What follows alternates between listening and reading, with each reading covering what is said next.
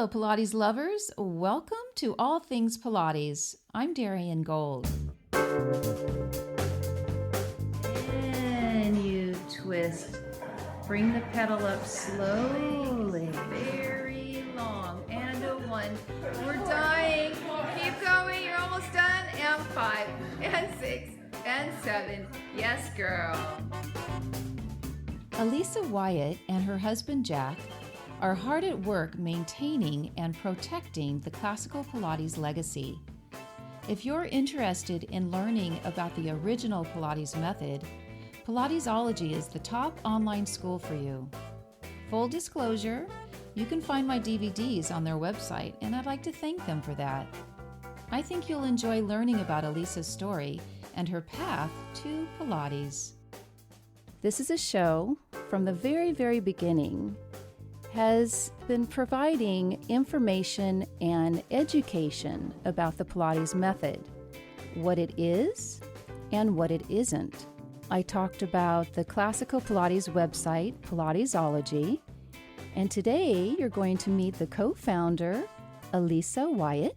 She, and along with her husband, Jack Coble, recognized the importance in preserving Joseph Pilates' technique and style of teaching, and in 2011, their website, Pilatesology, was born.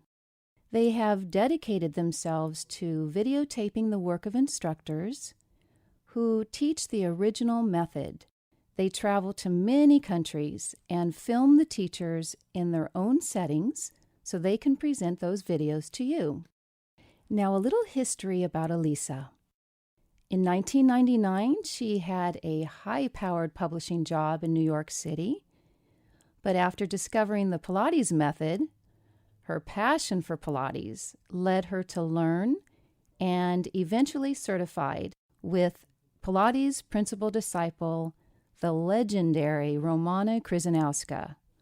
Alisa then ran her own studio for a decade before moving to California, where she now is an often featured expert for Pilates Style magazine and is the creator of a series of acclaimed Pilates videos, beginner, intermediate, and advanced Pilates workouts, and Pilates for men.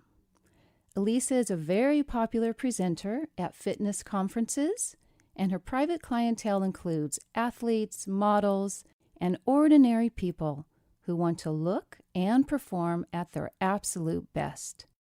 Alisa and Jack live in Hermosa Beach, California, and when not filming and teaching Pilates, they enjoy surfing and hiking and just being outdoors.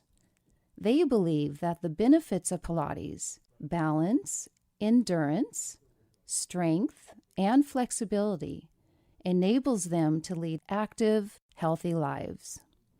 On the phone with me is the fabulous Alisa Wyatt. Hey, Alisa, how are you? Thank you for joining us on All Things Pilates. Hey, Darian. It's great to be here. Thanks so much for having me. Absolutely.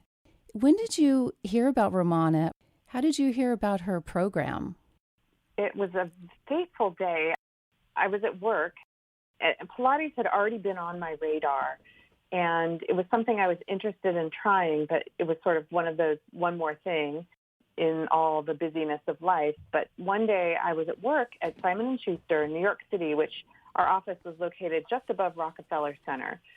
And one day I heard one of my coworkers walk through the main area of our office. I was sitting in my office, and I heard her exclaiming very excitedly about her Pilates lesson and, oh, I got to hang upside down, and then I went up on this chair, and it was so much fun. And she was so excited that I literally stopped what I was doing and Googled Pilates near me. Oh, wow. And lucky for me, we were on between 47th and 48th, and Romana's studio was the closest thing at Drago's on 57th Street. Yes. I mean, lots of other ones came up, but hers just seemed so compelling. I mean, I was like, I have to meet this woman. Who is this? It's like, she's the thing. So I booked an appointment that day. I was in there within 3 days. I was taking lessons. It was thrilling. And in fact, on the very first lesson, I decided I had to go through their program and learn everything I possibly could. That's what happened to me too. My first lesson, I thought, okay, this is it. What kind of training did you do, or did you, before you even discovered Pilates?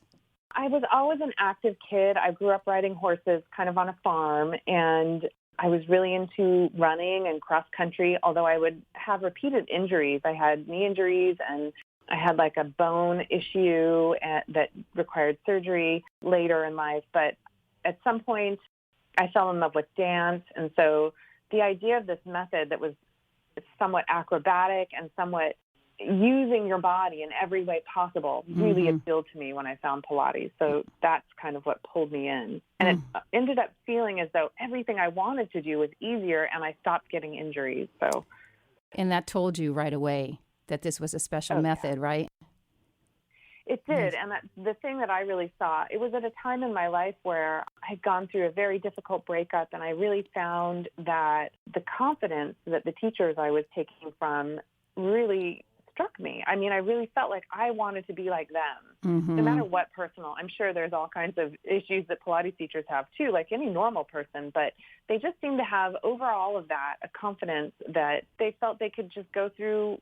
It felt really solid to me, and that felt more attractive than a career in dance, which I had one time aspired to, because there's something about, at least for me, being judged by how your body looks that is much more difficult to manage than what you can do with your body. And it really changed how I felt for my own confidence.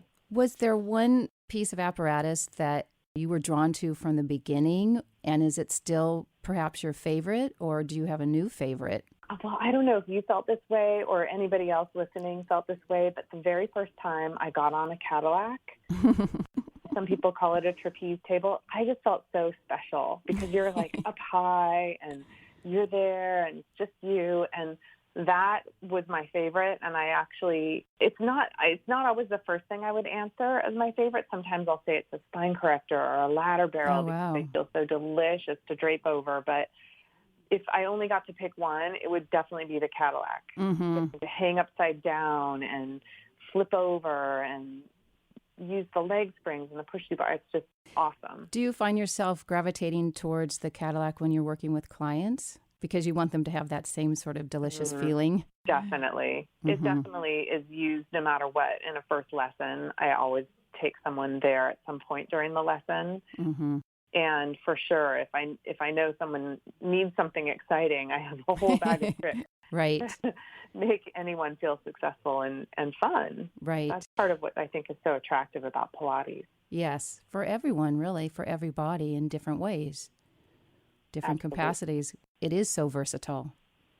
And being able to experience your body in a way that feels adventurous and fun and as though you could do anything. Yes. Because some of these exercises, you get to a point and you're like, what? I have to get up on that bar and flip over, and it seems impossible. And then suddenly it's easy. And suddenly it's possible because your teacher has progressed you to a point where you're confident inside out. You don't question.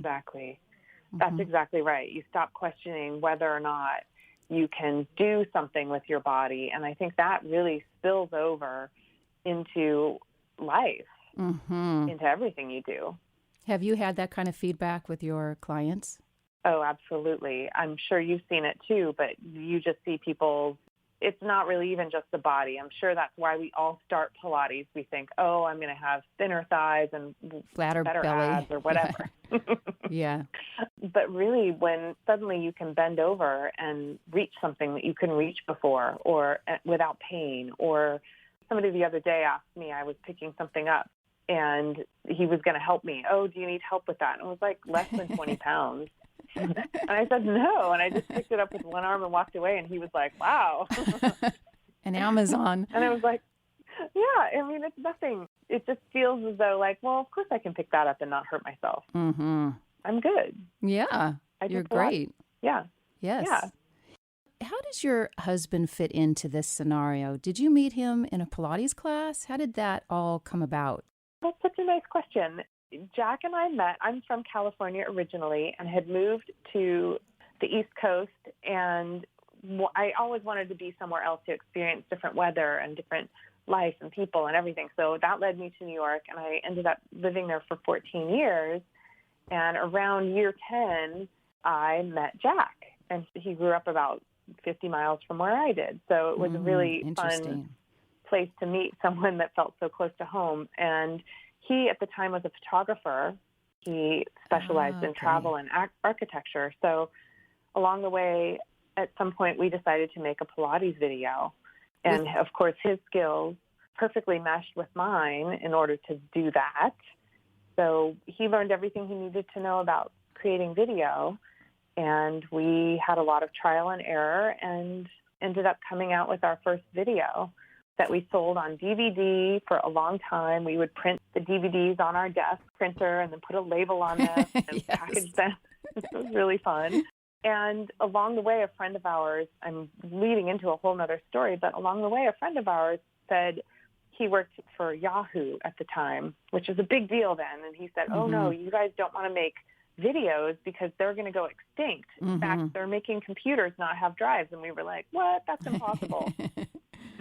But he was right. He said, you need a membership site. And learning all about the video section got us to the point where we could go to the next stage, which was creating a site where we could put all these videos and they could live. How did you come up with the name? Oh my gosh, it was really hard. If you've tried to look up a name that includes the word Pilates and .com, it's practically impossible. And at some point, I think it was Jack that came up with it, we realized I would love to combine Contrology, which is the original name for Pilates. Joseph Pilates called the method, you already probably know this as well, Darian, he called it the art of control, Contrology. And then that was what was on his door. But of course, the legend says that all the clients that came there just said, oh, I'm going to Pilates, I'm going to see Mr. Pilates. So we put those two together as a way of preserving what it was known by, Pilates and Contrology. And then did it stick right away? Did you start talking about it to your friends and they went, oh, yeah, that's it. That's a winner. That's a keeper. Everyone hated it. Our friends just said, oh, we would send long lists of names and we'd say, tell us your top three. And they'd say, oh, I love these three, but this one, you just can't use that one. Pilatesology, that's terrible. It's too long. And then we would ask them the day later, okay, well, which one do you remember? And they'd be like, oh, online Pilates workout. Was it? And they'd say, well, but that one, Pilatesology, you just can't use that. And we'd be like, can you write that down? And they would spell it perfectly. So honestly, the very last moment, we had chosen a different name that was super bland and boring. And at the very last moment, we changed our minds and went with our heart and used Pilatesology. You took a leap of faith, didn't you? Yes, we did. Yes. Since 2011, how has it changed for you when you just started filming teachers and all of their routines? How has it changed, or has it? Well, or how it's evolved, obviously. Absolutely. I think the biggest change for us has been that people all over the world started writing to us and saying, I've never experienced, people who had experience with Pilates were the first surprised, because they would write to us and say things like, I've never experienced Pilates like this, and it's amazing, and it feels vigorous. So that was a really big surprise, and they were all so excited. And then the other thing that really, it feels like such an incredible responsibility and honor is that we have two first-generation teachers who were experienced training with Mr. Pilates, Jay Grimes and Sonjay Mayo, and having the responsibility of having them and then all the rest of our teachers are as close to the source as they get. Yes. That just feels like an incredible responsibility. I feel as though we're preserving. Absolutely. Of course, you can't just preserve things in the video, but at least we're making a record documenting of what we know. Yeah, you're documenting. Correct. Documenting what we know as this incredibly diverse and amazing method that I strongly feel needs to be learned. If you're going to teach it, it needs to be learned in an apprenticeship situation. But my hope is that more people can find these teachers that we feature on the site and Yes. go to them for training. That would be my goal. And so the qualities that you look for in those types of teachers. The biggest quality is their proximity to the source, to Joseph Pilates. Mm-hmm. So if I could, I would have filmed every moment I spent with Ramana and more. I know. Right. It's so hard to just see the little bit of footage we have of her, which is so amazing. Yeah. But beyond, and of Joe Pilates too, because there is quite a bit of footage, but it's not really accessible to most people because, well, for a lot of reasons, but it would be amazing to be able to see more of that. It's not accessible via YouTube? There is a little bit that's accessible, but when I went through my training program, it was still partnered with Sean Gallagher, who owned the Pilates studio, and Sean owns the archive, and there is a lot more. So we were allowed as students to be able to go and look at all of the footage and listen to Joseph Pilates teaching a mat class. They have audio of him. And wow. All of these incredible photographs and just so much. I must have spent at least 2 weeks every single day for 8 hours sitting and staring and looking and reading. And I mean, it was incredible. The public needs to, they need to hear him, and they need to, absolutely, because it is, as we know, moving into a lot of different directions, which leads me to a question. Have contemporary teachers approached you? To be on Pilatesology? Yes. Yes, I have had contemporary teachers approach us and ask to be teachers. I think when I explain to them that we're looking for teachers that are close to Ramana's style of teaching and to Joseph Pilates, they understand. I mean, it's one of the wonderful things that has been, I feel like, a great choice for us, for myself and my husband, Jack, because we run this company alone. It's truly a family company. It's just us. We have one helper who comes in part-time whenever she can to help us with some editing, but really it's just us that run the whole company. So we don't have the opportunity to add a lot of teachers to the site, and that forces us to choose very carefully when we do that the teacher is going to bring something that will really add to our goal of spreading this of creating a record, this original work. And I feel as though everyone understands when they get an understanding of what our goals are. And I have to say that it doesn't mean to me that contemporary teachers don't have wonderful things to share. Right. Because I know so many contemporary teachers that are incredible, incredible teachers and change lives just in the same way classical Pilates does. It's just a different style. So we're focused on this one style. In your own words, how would you define the difference between classical and contemporary? For me, the difference is that in contemporary, at least in the way I've experienced it, and someone could probably tell me that I'm wrong about this, the way I've experienced is that it breaks things down in a way that exercises are more broken down in a sense the way you might go and practice exercises when you go to a physical therapist.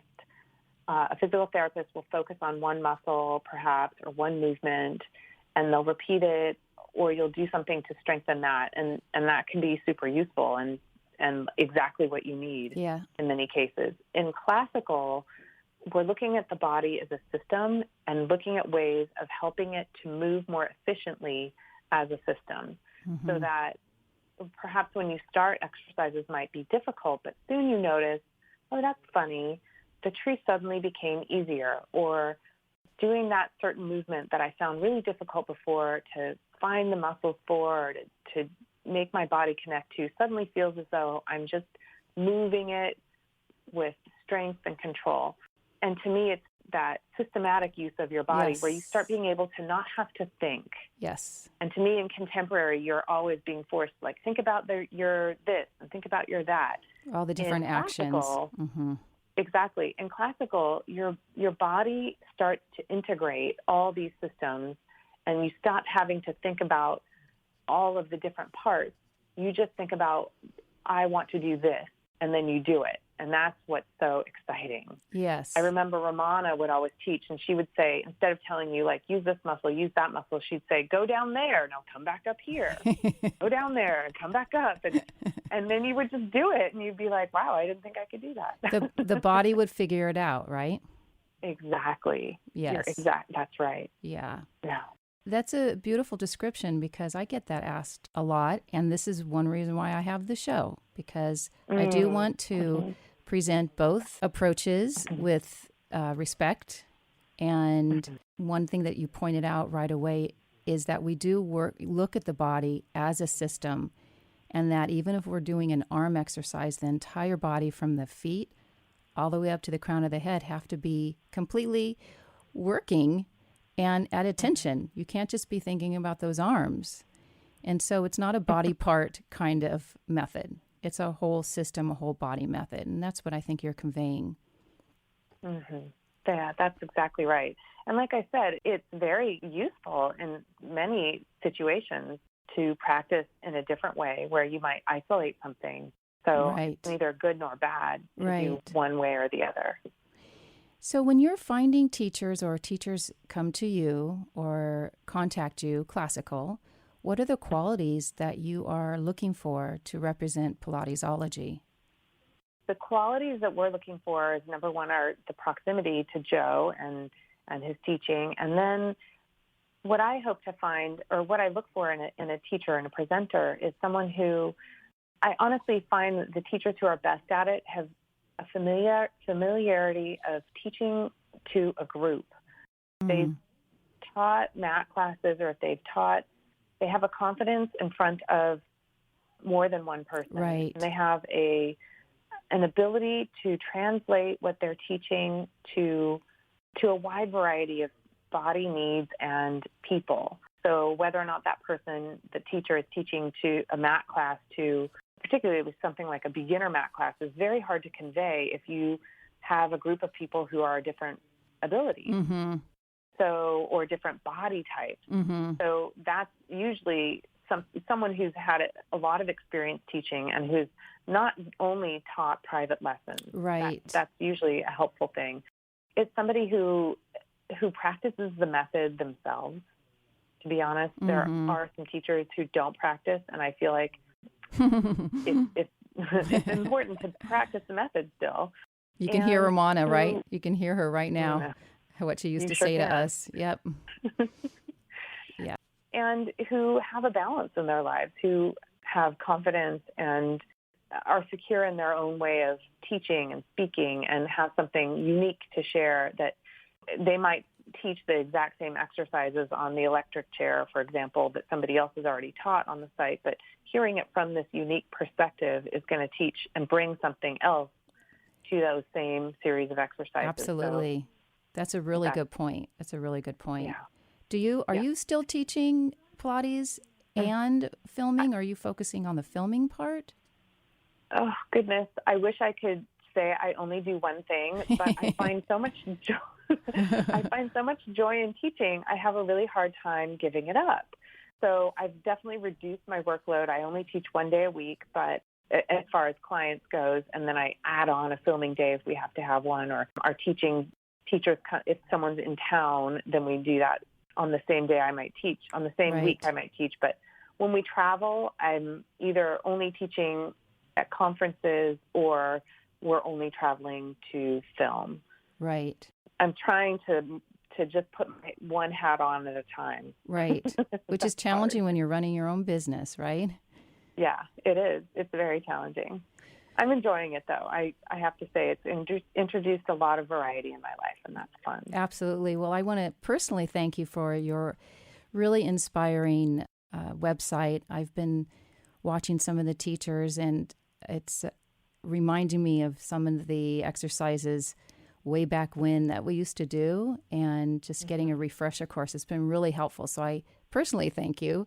And I think all my listeners are going to be running to your website. If people do want to get a hold of you and come take a lesson or talk to you about being on Pilatesology, how would they get to you personally, or how does that work? I love when people email me, and my email, I give it out to everyone, and all of our members can email me directly, and it's my name, Alisa, at Pilatesology.com. It really brings me a lot of joy to share this method with others. So if somebody has a question or wants to know where to find a teacher, I'm here. It really brings me so much joy. Well, thank you so much for your time, Alisa, and perhaps you'll come back and we'll talk more, okay? Darian, I would love that. Thank you so much for having this radio show. Absolutely. Thank you so much for listening to this episode. I hope it inspired you. In order that you don't miss any of the great conversations, please subscribe, as it will also help others find the show. All Things Pilates is produced and hosted by me, Darian Gold. It originates as a live radio show on KPCA in Petaluma, California. Podcast production is provided by Audio Ephemera. Hey there, I'm Andy, the audio engineer for All Things Pilates. And as cliche as it sounds, I'm also a client. My Pilates practice has strengthened my core and, more importantly, given me a new awareness of my body and its abilities. Darian's approach is challenging but fun, and I always leave my sessions feeling energized. But don't just take my word for it. I recently visited one of Darian's classes, and here's what some other students had to say. My name's Kate, and I've been working with Darian for about 6 years. I started with her on mat classes, and then I moved to working with her in her home studio, both in duets and privates on the reformer and the one-to-chair and the other equipment. To do it well takes dedication to continuing over and over. My name's Eric. I'm taking Darian's Pilates class. She focuses on empowering you to move forward with just the symmetry and keeping the body in line and used the proper way that it is supposed to be used. And she has a good eye for that. Yeah, that translates into just an overall physical well-being. Subscribe to the podcast for more great interviews and check out DarianGold.com for her class schedule and other resources. Until next time, don't forget to drink your water.